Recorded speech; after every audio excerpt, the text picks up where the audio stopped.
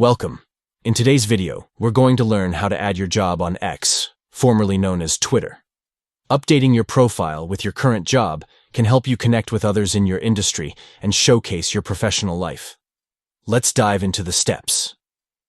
First, launch the X app on your Android device.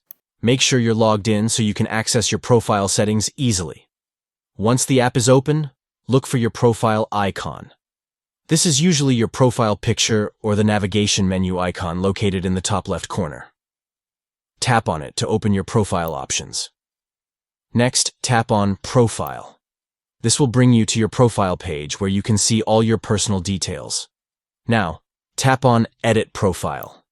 This option will allow you to modify various sections of your profile, including your bio. After that, tap on Bio. This is where you can add a brief description of your job.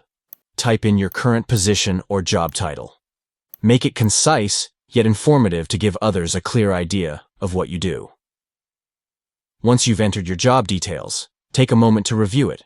When you're satisfied, tap Save at the top right corner to update your profile.